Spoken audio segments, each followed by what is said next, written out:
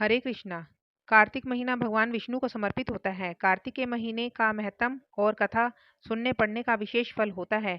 इस वीडियो के माध्यम से हम आपको सुना रहे हैं तुलसी माता की कहानी। कार्तिक के महीने में सब औरतें तुलसी माता को सींचने जाती थी। सब औरतें तो तुलसी माता को सींच कर आती थी, परंतु एक बुढ़िया आती और कहती, हे तुलसी माता सत की दाता, मैं तेरा बिरवा सींचती हूँ।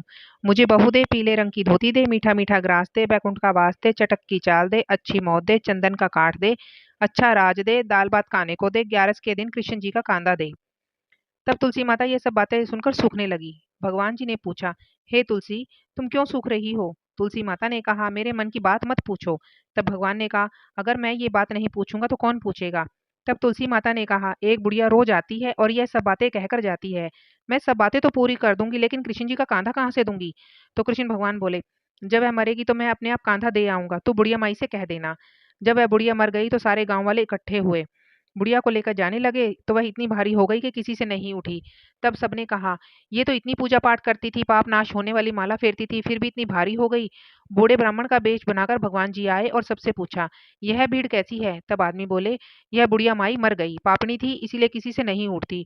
तो भगवान ने कहा, मेरे को एक बात इसके कान में कहने दो तो उठ जाएगी। भगवान ने कान के पास जाकर कहा, बुढ़िया माई मन की निकाल ले, पीताम्बर की धोती ले, मीठा मीठा ग्रास ले, बैकुंठ का वास ले, चटक की चाल ले, चंदन का काठ ले, झालर की झनकार ले, दाल बात को जीम ले, कृष्ण जी का कांधा ले। ये सब बातें सुनकर बुढ़िया माई हल्की हो गई। उसे कृष्ण भगवान अपने कांधे पर ले गए। अंत में उसे मुक्ति मिल गई। हे तुलसी माता, जैसी उसकी मुक्ति करी वैसी हमारी भी करना। जैसे भगवान ने उसको कांधा दिया वैसे हमें भी देना। जय तुलसी मैया की। पीपल की पतवारी की कहानी। एक गुजरी थी, उसने अपनी बहू से कहा, तू दूध दही बेचकर आ। बहू दूध दही बेचने गई। कार्तिक का महीना था, वहां सब औरतें पीपल सींचने आती थी। वह भी वहां बैठ गई। औरतों से पूछने लगी, तुम क्या कर रही हो? औरतें बोली, हम पीपल की पतवारी सींच रही हैं। उसने पूछा, इससे क्या होता है? औरतों ने जवाब दिया, इसके करने से अन्न धन मिलता है, वर्षों का बिछड़ा हुआ पति भी मिलता है। उस गुजरी ने कहा, तुम तो पानी से सींच रही हो, मैं दूध दही से सींचूंगी। उसकी सास रोज कहती, तू दूध दही बेचकर पैसे लाकर दे। बहू ने कहा, जब कार्तिक का महीना पूरा हो जाएगा तब लाकर दूंगी।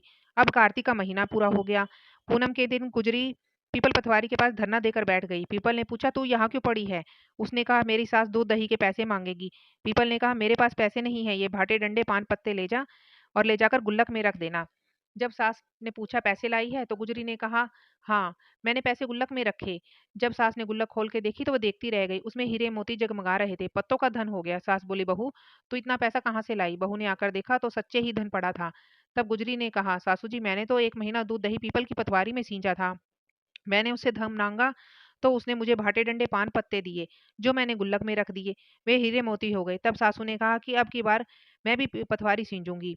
सासू दूध दही बेचकर आती, हांडी धोकर पीपल की पतवारी में रखाती और बहू से कहती, तुम मुझसे पैसे मांग।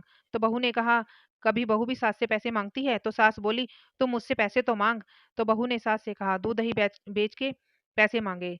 सासू जी पीपल की पतवारी के पास जाकर धरना देकर बैठ गई और पीपल ने उसे भी डंडे पत्ते पान पत्ते दे दिए और कहा, इन्हें गुल्लक में जाकर रख देना। जब बहू ने गुल्लक खोलकर देखा तो उसमें कीड़े और बिलाव चल रहे थे।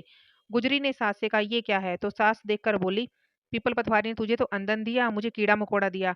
तब सब बोले, बहू तो सत से सींचती थी, सासू धन की भूखी सींचती थी। इसलिए हे पतवारी माता, जैसे बहू को दिया वैसे सबको देना, जैसे सासू को दिया वैसे किसी को मत देना। बोलो जय पतवारी माता की। लपसी तपसी की कहानी। एक लपसी और एक तपसी था। तपसी तो भगवान की तपस्या करता था। लपसी सवा सेर की लस्सी बनाकर भगवान को भोग लगाकर लोटा हिलाकर जीम लेता था। एक दिन दोनों लड़ने लगे। लपसी बोला, मैं बड़ा हूँ। तपसी बोला, मैं बड़ा हूँ। इतने में नारद जी आए और पूछा, तुम क्यों लड़ रहे हो? लपसी ने कहा कि मैं बड़ा हूँ। तपसी ने कहा कि मैं बड़ा हूँ। तपसी बोला, मैं सारा दिन भगवान की पूजा करता हूँ। नारद जी बोले, तुम्हारा फैसला मैं कर दूंगा। दूसरे दिन तपसी नहाकर आ रहा था और नारद जी ने 1.25 करोड़ की अंगूठी उसके आगे फेंक दी। उसने देखा कि 1.25 करोड़ की अंगूठी पड़ी है। तो उसने अंगूठी उठाकर बगल के नीचे दबा ली और तपस्या करने लगा। लपसी सुबह उठकर नहाकर सवा सेर की लस्सी बनाकर भगवान का भोग लगाकर लोटा हिलाकर जीमने लगा। इतने में नारद जी आए और दोनों को बिठाया। तब दोनों से पूछा, कौन बड़ा है? लपसी बोला, मैं बड़ा हूँ। नारद जी बोला कि तू हाथ उठा। तो हाथ उठाया तो 1.25 करोड़ की अंगूठी निकली। तब नारद जी बोले, अंगूठी तो तूने चुराई, इसलिए तेरी तपस्या भंग हो गई, इसलिए लपसी बड़ा है। तपसी बोला, भगवान महाराज, मेरी तपस्या का फल मुझे कैसे मिलेगा? नारद जी बोले, तेरी तपस्या का फल तुझे कार्तिक नहाने वाली देंगी। फिर नारद जी बोले, सबकी कहानी कहकर तेरी कहानी ना कहें तो कार्तिक का फल खत्म हो जाएगा। कार्तिक की कहानी सुनाने जा रहे हैं। एक सास थी, कार्तिक नहाने 12 कोस जाती, 12 कोस आती। बहू जो थी कटरिया में पानी डालकर कहती, मन चंगो कटौती में गंगा। गंगा जी वहीं आ जाती और वह नहा लेती। एक दिन सासू की नथ बह गई। बहू घर पर नहाई तो उसकी नथ कटरे में आ गई। उसने नथ निकाल कर रख ली। सास वापस आई, उदास होकर बैठ गई। बहू ने पूछा, उदास क्यों बैठी हो? सास ने बताया, मेरी नथ गंगा जी में बह गई। बहू बोली, नथ तो मेरे हाथ में आ गई। सास ने पूछा, कैसे? बहू बोली, तुम तो 12 कोस जाती हो, 12 कोस आती हो। मैं कटरे में पानी डालकर कह देती हूँ, मन चंगा कटौती में गंगा। गंगा जी यहीं आ जाती हैं। उसी में तुम्हारी नथ बहकर आई और मैंने ले ली। जैसी सास को आई किसी को ना आए, जैसी बहू को आई सबको आए। गणेश जी की कथा सुनाने जा रहे हैं। एक बुढ़िया माई थी। मिट्टी के गणेश जी की पूजा करती थी। रोज बनाए रोज गल जाए। एक सेठ का मकान बन रहा था। बुढ़िया बोली, पत्थर के गणेश बना दो। मिस्त्री बोले, जितनी देर में हम तुम्हारे पत्थर के गणेश जी गढ़ेंगे उतनी देर में अपनी दीवार नहीं चिनेंगे। बुढ़िया बोली, राम करे तुम्हारी दीवार टेढ़ी हो जाए। और उनकी दीवार टेढ़ी हो गई। मिस्त्री बार बार दीवार चीने और गिरा दे। इस तरह करते करते शाम हो गई। शाम को सेठ आया और उसने कहा, आज तुमने कुछ भी काम नहीं किया। मिस्त्री बोले, एक बुढ़िया माई आई थी। वो कह रही थी कि मेरे पत्थर के गणेश जी बना दो। हमने नहीं बनाए। उसने कहा तुम्हारी दीवार टेढ़ी हो जाए। सेठ ने बुढ़िया को बुलवाया और कहा, हम तुम्हारे सोने के गणेश जी बनवा देंगे, हमारी दीवार सीधी कर दो। सेठ ने बुढ़िया को सोने के गणेश जी बनवा कर दिए और सेठ की दीवार सीधी हो गई। जैसे सेठ की दीवार सीधी की वैसे ही सबकी करना। कहते सुनते हुंकारा भरते की करना। जय श्री गणेश भगवान की।